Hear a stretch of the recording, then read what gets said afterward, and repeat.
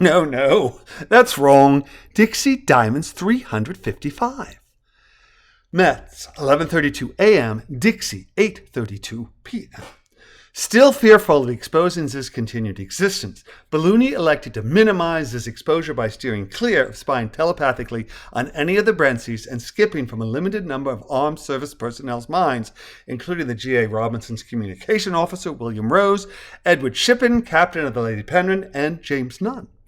Both the ship and the boat had cut their engines prior to the railway coming alongside, and a rope ladder had been dropped from the deck of the Penryn, where the three Brentseys and both of the railway's crew gathered.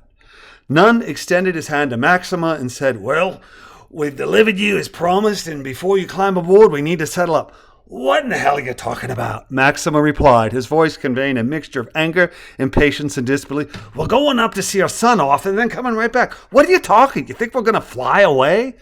Nunn, the corners of his mouth lowering as his forehead furrowed, asked, "Fly? No. Steam? Possibly. The deal was $50,000 on arrival. You've arrived. Pay up. So you can make for Brisbane and leave me and Min stranded on a ship steaming for Toro Nipo? I don't think so. You got your 5G. You'll get the other 45 when we're safe and sound back at your little charter house. Comprendo?" "Nope," Nunn replied. "Not how this works. Pay now or we steam away." "You're freaking nuts," Maxima exclaimed. "Get out of my way or there'll be hell to pay." Placing his right hand on a ladder rung, Brent hissed, "I'm going up. Pop, give him half and pay the other half when that Billy Seaver comes out. Do it, both of yous. See you at the top," he called over his left shoulder as he began his ascent. "Half," Maxima hissed. "Half now, half when we're back. This leaving somebody stranded thing goes both ways. Half?" he asked, putting his hand on his front pocket. Nunn, half closing his left eye, tilting his head to the right, and holding out his right hand, said, "Half'll work, but don't screw with me."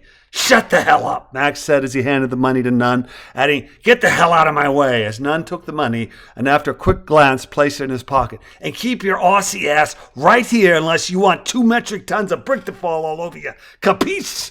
"Loud and clear. We'll stand by while you say your goodbyes to Brent here. Let me hold the ladder. It's easier that way." "You do that," Maxima hissed. "Min!" he shouted at his wife. "Climb! I'll be right behind you." "Fine," Minima said, shaking her head. "You got no reason to shout at me," she hissed.